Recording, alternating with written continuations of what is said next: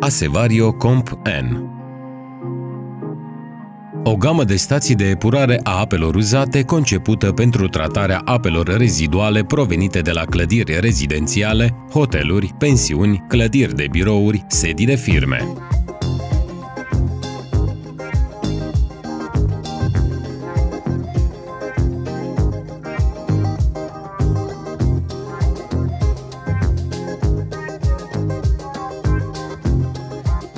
Stația de epurare poate fi utilizată pentru o capacitate cuprinsă între 30 și 300 locuitori echivalenți.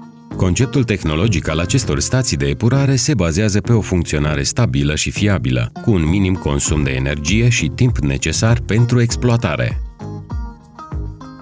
Această tehnologie utilizează procese biologice aerobe care sunt menținute în echilibru printr-un sistem de aerare cu bule fine. Acest proces de activare cu încărcare joasă a fost verificat prin funcționarea practică pe termen lung. Descrierea tehnologiei.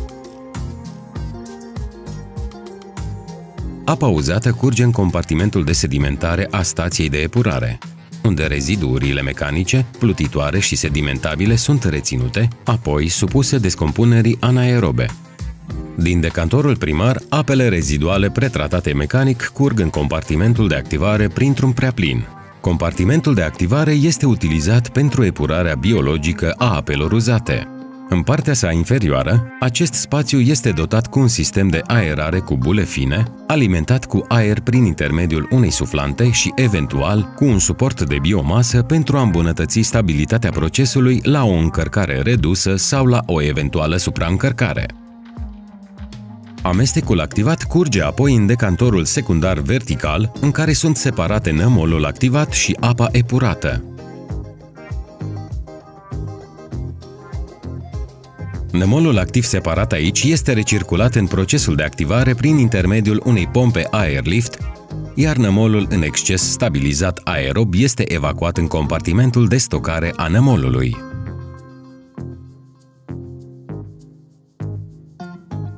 O pereche de pompe airlift este utilizată pentru a pompa apa epurată în șgheabul de evacuare. Acest lucru oferă spațiu de acumulare pentru omogenizarea și egalizarea debitelor apei uzate influente. Aerul este introdus în stația de epurare a apelor uzate cu ajutorul unei perechi de suflante. Prima suflantă alimentează cu aer sistemul de aerare cu bule fine în partea de activare a instalației. Cealaltă suflantă este utilizată pentru acționarea pompelor airlift, făcând posibilă reglarea optimă a instalației. Suflantele sunt controlate printr-un sistem automat instalat în panoul de comandă al stației. Controlul automat al suflantelor asigură consum redus de energie și o funcționare bine gestionată. Stația de epurare este prevăzută cu un capac izolat termic care poate fi rabatat din balamalele din oțel inoxidabil. Suflantele stației de epurare sunt montate într-un cămin din plastic care este amplasat în pământ lângă stația de epurare.